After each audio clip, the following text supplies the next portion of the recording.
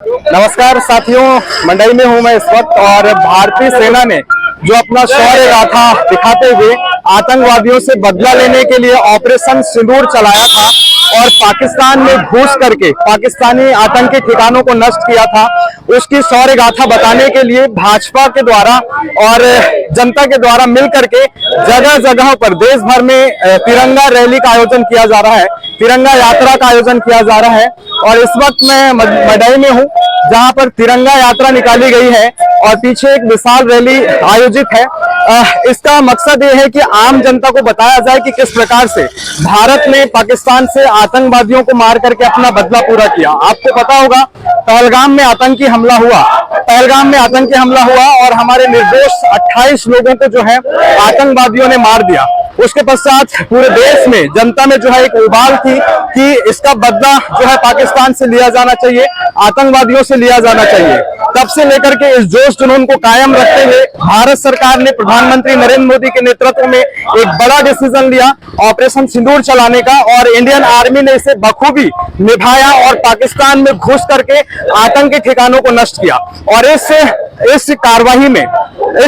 में अब तक की सबसे बड़ी सफलता हाथ लगी, जिसमें कई आतंकवादियों को मार गिराया भारतीय सेना ने, जिसमें मसूद अजहर नाम का एक आतंकवादी था जो बार बार जिसको भारत सरकार यूएनओ जैसी संस्थाओं में अंतर्राष्ट्रीय आतंकवादी घोषित कराना चाह रहा था, वो काम भी पूरा नहीं हो सका। लेकिन इस ऑपरेशन में सफलता ये रही कि उसके परिवार के 14 लोगों को जो है भारतीय सेना ने मार गिराया और इससे पाकिस्तान कांपना शुरू कर चुका। यह स्थिति देश में देखने को मिली और इससे जोश जुनून जो है सेना का और देश का बरकरार रहा। और ऑपरेशन सिंदूर जैसे कि बताया तो भारत सरकार ने इसे अभी स्थगित किया है, इसे पूर्णतः बंद नहीं किया है। और भारत सरकार ने पाकिस्तान को मुंहतोड़ जवाब देते हुए ये कहा है कि अब हम अगली बार अगर पाकिस्तान के साथ बात करेंगे तो पीओके पर बात करेंगे और अगर इस प्रकार से पाकिस्तान छद्म व्यवहार करेगा और छद्म आतंकी हमले करेगा जिसमें हमारे निर्दोष लोगों की जाने जाएगी, तो हम इस ऑपरेशन सिंदूर को जारी रख करके पाकिस्तानी आतंकवादियों को ठिकाने लगाएंगे और उनके सीमा में घुस करके इसी तरह से मारेंगे। ये फैसला जो है भारत सरकार ने लिया है, भारतीय सेना ने लिया है और ये बखूबी भारतीय सेना ने अपनी जो शक्ति प्रदर्शन है उसका प्रदर्शन किया है। और भारतीय सेना को जब भी कोई जिम्मेदारी, जब भी उस पर कोई भरोसा छोड़ करके सरकार ने कोई एक्शन लेने के लिए, कार्रवाई लेने के लिए छोड़ा है तो उसे बखूबी भारतीय सेना ने निभाया है। 1947 के बाद से जितने भी पाकिस्तान के साथ युद्ध हुए उसमें भारतीय सेना ने विजय हासिल की है और ये